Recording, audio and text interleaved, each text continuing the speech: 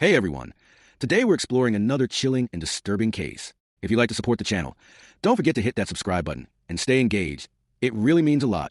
I truly appreciate it. Now, take a deep breath and let's dive in. He was just picking up coffee when a stranger's words shattered everything. One racist insult, loud, ugly, and public, would unravel a secret so dark. It exposed a hidden affair, a rigged investigation, and a death that was never supposed to be solved. He didn't fight back, but hours later, he was fighting for his life. What really happened on that sidewalk wasn't just about hate. It was about power, betrayal, and blood. Patricia Ellings, 51, was known in the neighborhood, but not for the right reasons. She had a history of racially charged confrontations, though most went unreported. But that day, she took it too far. Without provocation, she hurled the words, "Go back to Africa." Malik didn't retaliate. He asked her if she was okay. That only enraged her. She slapped him. Her two sons, Troy and Carter Ellings, both with sealed juvenile records, joined in shoving and shouting slurs. And then came the real danger. Detective Joel Harrington, off duty and out of uniform, charged into the scene. Joel Harrington didn't ask questions. He tackled Malik to the ground and held him in a chokehold. Witnesses say Malik never fought back. When paramedics arrived, Malik wasn't breathing. He had a fractured skull and brain swelling. He would survive, barely, but remain in a coma for the next several days. Joel told first responders he was intervening in a threat. But the cell phone footage told a different story, one that quickly went viral.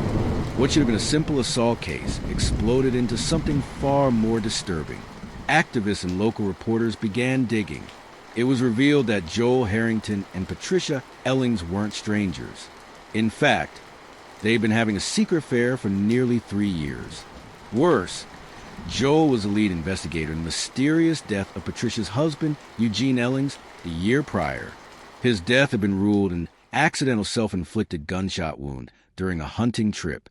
But now, authorities reopened the case, and the findings were chilling. Eugene Ellings had a $750,000 life insurance policy, payable to Patricia. After his death, she and Joel went to Europe for business. No one questioned it. Now, it looked like Patricia and Joel may have conspired to eliminate Eugene, motivated by money and lust. The racism that triggered the public assault, it was just the tip of a much darker iceberg. Even more shocking, a handwritten death threat mailed to Malik just days before the attack matched Patricia's handwriting. But there's more. Police obtained a warrant to test DNA found under Malik's fingernails. He had tried to defend himself in the final seconds. The blood? It wasn't his. It matched Joel Harrington. The story was quickly spiraling into a case of assault, attempted murder, conspiracy, insurance fraud, and a cover-up involving a dirty cop. But then came a development that changed everything.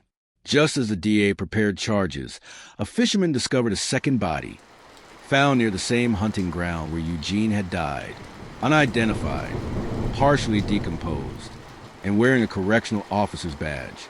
Was Eugene Ellings really the only victim? Or had Patricia and Joel been hiding something even deadlier all along? July 13th, just 3 days after the assault on Malik Thompson, a fisherman near Lake Winton in South Carolina made a gruesome discovery. Floating near the rocks was a male body, partially decomposed, with no shoes, no wallet, and no ID. But pinned to the waistband of the pants was a tarnished badge, a correctional officer's badge. Forensic teams rushed in. The body had been in the water for at least 2 weeks. But the real twist came with the fingerprints. The deceased was identified as Franklin DeVore, a 39-year-old correctional officer, and a former co-worker of Eugene Ellings, Patricia's late husband. Franklin had vanished just weeks after Eugene's accidental death. Investigators quickly found out that Franklin had once filed an anonymous complaint about abuse of power and corruption inside the prison where both he and Eugene worked. But the complaint never went anywhere. Why? It had been internally handled and signed off by Detective Joel Harrington, who at the time was assigned to internal affairs. Franklin had allegedly told a friend before his disappearance that he had evidence tying Joel to something serious, but he never had the chance to share it. And now he was dead, with Malik still in a medically induced coma. Public pressure mounted, but prosecutors knew they needed more. So they searched Joel Harrington's cabin, the same place where Eugene had allegedly died during a hunting accident. And inside, hidden beneath floorboards, a burner phone, dozens of deleted text messages between Joel and Patricia, and most chilling of all, a burnt ledger with partial names and prison ID numbers. The names corresponded with inmates who had died mysteriously or been transferred in the past 5 years, many of whom had filed abuse complaints or were involved in internal investigations. Franklin DeVore was on that list. So was Eugene Ellings. Investigators now believed they were looking at something far bigger than a hate crime or a murder-for-money plot. Joel and Patricia had possibly been part of a corruption ring, using Eugene's position inside the prison to silence inmates, reroute complaints, and cover up abuse. When Eugene began to talk or threatened to leave, Patricia and Joel saw him as a threat. Franklin DeVore likely knew the truth, and so did Malik Thompson. Only, he didn't realize how close he was to it, because days before the attack, Malik had been approached by a mother whose son had died in that same prison. She wanted Malik to use his platform as a youth advocate to investigate, with enough evidence to charge Patricia Ellings and Joel Harrington with conspiracy, assault, insurance fraud, and possibly 2 counts of murder. The district attorney began preparing for indictments. But then, something unthinkable happened. On the morning of the indictment, Joel Harrington vanished. His phone was found smashed on the side of a highway. His car was left running near a bridge. And inside the glove compartment, a handwritten note that simply read, "I did what I had to do. They were all going to ruin us." At 6:42 a.m. the next day, Malik Thompson opened his eyes in the ICU. Still weak but alive. Doctors say he may never fully remember what happened that day. But the case now hinges on what he does remember, because Joel may be gone, but Patricia is still in custody, and she's begging to make a deal. Charleston County Jail, July 18th, after 5 days of silence. Patricia Ellings requested to speak with prosecutors, but she had one condition. "I want immunity for my sons." Troy and Carter Ellings, who had been caught on camera assaulting Malik Thompson, were facing hate crime and battery charges. But Patricia claimed they were just pawns in something far bigger, something Joel had orchestrated. The prosecution refused full immunity, but agreed to reduce charges in exchange for Patricia's full confession. What she revealed was more shocking than anyone expected. According to Patricia, Joel Harrington wasn't just her lover. He was a protector, her co-conspirator, and the mastermind behind cleanups involving threats to both of them. Patricia admitted that Eugene Ellings, her late husband, found out about her affair with Joel. But that wasn't all. She claimed Eugene had proof of a criminal scheme involving falsified parole hearings, suppressed inmate abuse reports, payoffs from private prison contractors. Joel and Eugene had worked together on internal investigations. But when Eugene realized Joel was using that access to bury misconduct and profit, he confronted Patricia, demanding a divorce and threatening to go public. According to Patricia, Joel said if Eugene talks, we both go down. So he handled it just like he always does. She admitted to helping lure Eugene to the hunting cabin that day, but she insisted she didn't pull the trigger. Patricia also confirmed something even more disturbing. Malik Thompson was being watched. Why? Because Malik had unknowingly stepped into the shadows of Joel's past crimes. Through his youth outreach work, Malik had begun investigating prison deaths, including the one involving the son of a grieving mother who had come to him for help. That mother, Clara James, had contacted Malik after her 22-year-old son Jalen James died under mysterious circumstances at a state facility. The facility? Greenwood Correctional, the same prison where Eugene, Franklin DeVore, and Joel all had ties. Joel, fearing that Malik was getting too close, decided to silence him. The racist altercation with Patricia was not accidental. Patricia admitted she provoked Malik to spark a reaction, knowing Joel would be nearby. The plan was to discredit Malik, label him a threat, and ruin his public image. But things got out of control. He wasn't supposed to end up in the hospital, Patricia said. Joel panicked. That was never the plan. Just days after Patricia's confession, An anonymous source leaked security camera footage from a gas station near the fishing site where Franklin DeVore's body had been found. Timestamp: June 30th, 1:13 a.m. It showed a man matching Joel Harrington's build and car, dragging what appeared to be a heavy object wrapped in tarp toward the waterline. Even worse, in the back seat was a second tarp, still tightly rolled. Police now feared what they hadn't dared to say out loud. There could be more bodies. On July 21st, Malik Thompson, still weak but improving, spoke for the first time since the attack. He remembered Patricia's face, her words, but more chillingly, he remembered Joel whispering something as he pressed him into the pavement. "You should have kept your mouth shut." The words meant nothing to Malik at the time, but now they made it clear. Joel knew Malik was digging, and Malik had become a liability. Malik's attorneys are now working closely with the FBI, who have officially opened a civil rights and RICO investigation into a suspected network of corruption involving law enforcement and the prison system. But Joel, he's still missing, until the FBI received a package. On July 22nd, a brown envelope arrived at the Charleston FBI field office. There was no return address, no fingerprints. Inside was a USB drive and a single photo. The photo? A picture of Joel Harrington, holding that day's newspaper with a gun pointed at his own head. His eyes were bruised, his mouth taped, and behind him, a prison cell.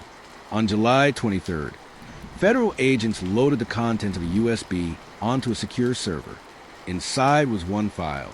No title, no metadata. The video began with Joel Harrington, bruised, bound to a chair in a dark, windowless room, what looked like an abandoned prison cell. Behind the camera, an unseen voice spoke. "You wanted to bury people. Now you get buried with them." Joel looked terrified. At first, he refused to talk. But then he broke. For over 11 minutes, he detailed everything.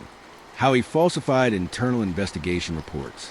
How Patricia lured her husband to the cabin. How Franklin DeVore caught on and had to be taken care of. How inmates who threatened to expose abuse inside Greenwood Correctional were mysteriously transferred or disappeared.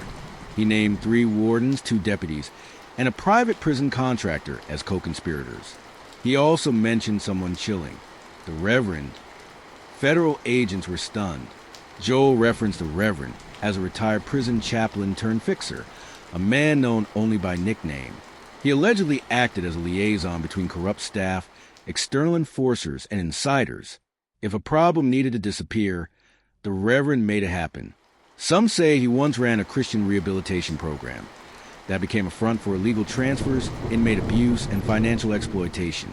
One inmate listed in the burned ledger recovered from Joel's cabin, Jalen James, the son of the woman who had come to Malik for help. He had attended the chaplain's program just weeks before his death. The FBI was now working off a disturbing theory. The hate crime against Malik was never random. It was an attempt to erase the one man who was getting too close to the truth. Though still recovering, Malik began sharing everything he remembered. Names of families who reached out, testimonies from former inmates, patterns in the timing of transfers and accidents. He had unknowingly built the very case the FBI needed. His notes, saved voice recordings, and social media messages revealed that at least 6 deaths in the past 5 years at Greenwood were covered up or misclassified, and nearly all of them had Joel Harrington's name somewhere on the paperwork. A deep dive into the prison's death records revealed a horrifying trend. Inmates reported abuse or filed legal grievances. Within 60 days, those inmates were either transferred, went missing, or turned up dead. Their families were given vague explanations: overdose, fight, suicide. And in nearly every case, the surveillance footage from the prison mysteriously malfunctioned that day. The FBI began interviewing families. What they uncovered was a common phrase repeated by several inmates in recorded phone calls before their deaths. "I'm getting moved to the back. They said I'm going to the Reverend's block. Once you go there, you don't come back." No such block officially existed until a retired guard came forward. Gerald Banks, 62, a former guard at Greenwood Correctional, stepped out of the shadows. He'd worked there for 28 years and kept silent for 10 of them. But after seeing Malik's story on the news, he couldn't stay quiet. He confirmed that there was an unofficial wing, C-Wing, used for inmates deemed problems, not violent criminals, but inmates who talked too much, filed complaints, or knew things they shouldn't. C-Wing was run off the books. No cameras, no logs, and at the center of it all, that damn chaplain, Reverend Holloway. Just as the FBI prepared to track down Reverend Holloway, another tip came in. An anonymous message sent to Malik's Foundation inbox. You want the rest of the bodies? Look behind Jordan's funeral home, Greenwood County, basement vault. Agents raided the site that night. Behind a bricked-up wall, they found human remains wrapped in correctional blankets. As of now, 4 sets of remains are confirmed. None of them ever listed as deceased in the prison system. August 1st, 6:14 a.m., federal marshals raided a secluded home in rural Georgia. Inside, they arrested Reverend Elijah Holloway, 67, the former prison chaplain turned ghost. He didn't resist. He was found in a candlelit basement, sitting beneath a large wooden cross, surrounded by journals, sermons, and newspaper clippings of all the inmates who had vanished. At first, Holloway claimed ignorance, but after 13 hours of interrogation, he broke. What Holloway confessed shocked even veteran agents. They weren't just inmates. They were poison. Corruption spreads. I was called to purify. Holloway had twisted his faith into a doctrine of spiritual cleansing. He believed certain inmates, those who exposed abuse, filed lawsuits, or refused conversion, were agents of cement to be washed away. He called it the redemption order. Holloway admitted he worked with prison officials to target outspoken or disruptive inmates, transfer them to C-Wing under false disciplinary actions, use psychological torture, starvation, and forced confessions, and ultimately arrange their deaths under the guise of natural causes, fights, or suicide. We weren't killing them. We were setting them free, he said. He named 6 guards, 2 assistant wardens, and 1 private prison medical provider who supported the operation. And yes, Detective Joel Harrington was one of them. But then, Holloway said something unexpected. You're not even asking about the girl. FBI agents froze. They asked what girl. Holloway leaned forward, smiled slightly, and said, the one who saw too much. The one Malik was trying to protect. Back in April, before the assault, Malik Thompson had been contacted by a 17-year-old former juvenile inmate named Ariel Knox. She claimed she was sexually assaulted by a staff member during her time in a nearby juvenile detention center. Also tied to Greenwood's administration, she had agreed to meet Malik and give him her full testimony. But the night before their meeting, she vanished. Her disappearance was chalked up to a runaway. The case was closed in under 72 hours. Until now, hidden inside Holloway's home, investigators found dozens of handwritten journals. Most were spiritual delusions, but 2 contained inmate records, dates, inmate ID numbers, sins, final stage notes. But buried at the bottom of one page was a name not found in any prison database. A.K. Sinful Hope, brought shame, hides in Malik's shadow. It was dated 2 weeks before Ariel's disappearance. Now, the FBI feared Holloway wasn't just involved in inmate abuse, but was connected to Ariel's likely abduction or murder. Through Patricia Elling's earlier confession and Holloway's journals, investigators confirmed Ariel had filed a report accusing a Greenwood medical contractor of sexual assault. That contractor was a close friend of Detective Joel Harrington. Joel had allegedly threatened Ariel to recant her claims or risk being labeled unstable. When she didn't, she was transferred to a private behavioral rehab center in North Carolina, a facility never licensed to accept minors. The FBI raided that facility on August 5th. It had been abandoned for months, but in the basement they found old restraints, video surveillance wiring, faint bloodstains on the floor, a pair of pink sneakers that matched the ones Ariel was last seen wearing. Just when investigators thought they had reached the end, another package arrived, this time addressed directly to Malik Thompson. Inside, a single thumb drive, a handwritten note. They all watched. You were supposed to stay silent. The video begins with a grainy shot of a girl sobbing, strapped to a chair. The voice behind the camera? Joel Harrington. How many victims are still missing? Is Ariel still alive? And if Joel Harrington recorded this, does that mean he's still out there, controlling the game from the shadows? The FBI's cyber team analyzed the newly received video. Metadata was scrubbed. IP routing traced to a bound signal in Bogota, Colombia. Background noise suggested an HVAC system, industrial grade. But the voice confirmed 100% match. Joel Harrington. The girl in the video was Ariel Knox, alive at the time of recording. Based on the shadows and time markers, analysts estimated the footage was recorded 10 to 14 days prior, after Joel had supposedly vanished. The chilling final words from Joel in the video: "Tell Malik he failed." She screamed his name right before we started recording. Malik Thompson, now partially recovered, was devastated. Ariel had reached out to him for protection, and now she was possibly a prisoner in a modern-day torture ring. Despite doctor's orders, Malik checked himself out of hospital and offered to join the investigation. He began retracing Ariel's final digital footprints.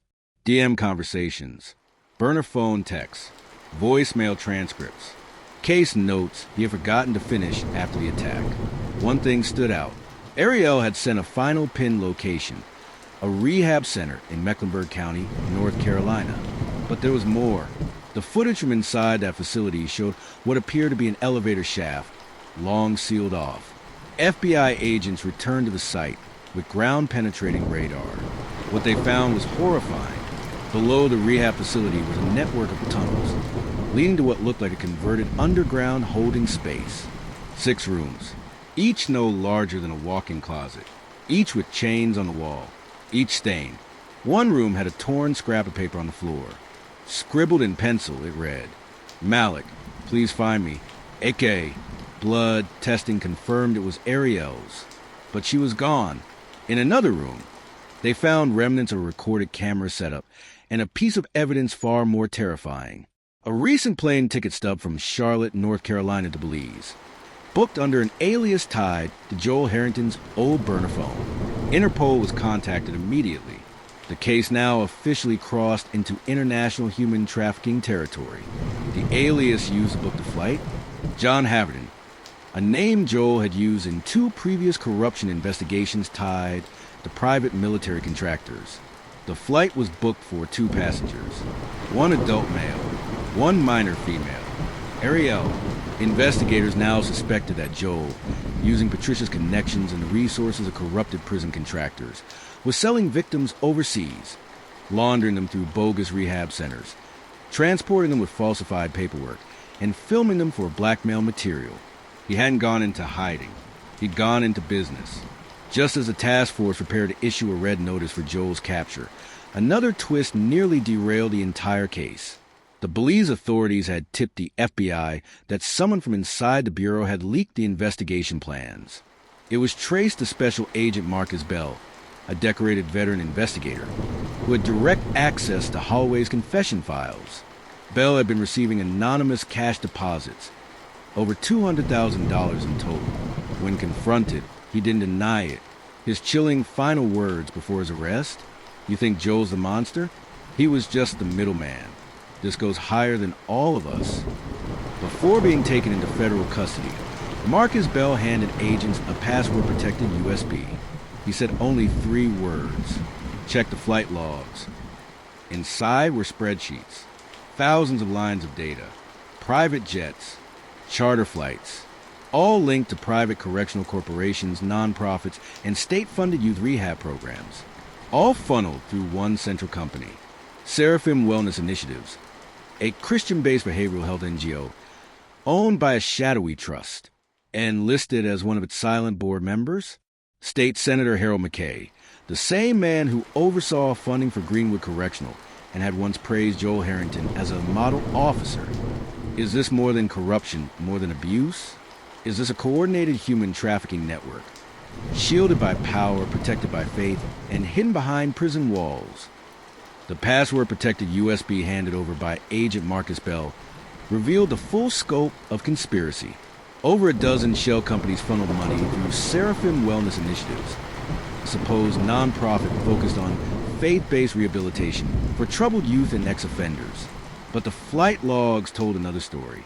At least 42 minors and 17 adults, all previously in custody or missing, had been flown out of the U.S. under falsified medical or religious visa claims. Several of these patients were listed as deceased in prison or foster care records, meaning their paper trails have been erased to prevent anyone from looking for them.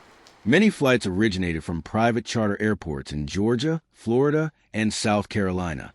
The man authorizing the transport documents? Senator Harold McKay's chief of staff, with mounting evidence that Ariel Knox was smuggled to Belize under one of these fake programs. The FBI and Interpol launched Operation Redemption, a joint task force aimed at taking down the trafficking pipeline. Malik Thompson, refusing to stay behind, traveled with the task force as an advocate and survivor. On August 14th, the team raided a compound in the Belizean jungle, camouflaged as a youth mission retreat. Inside were 14 teens, all female, 6 adults. For posing as staff, 2 armed guards, dozens of fake ID documents, and international transport papers.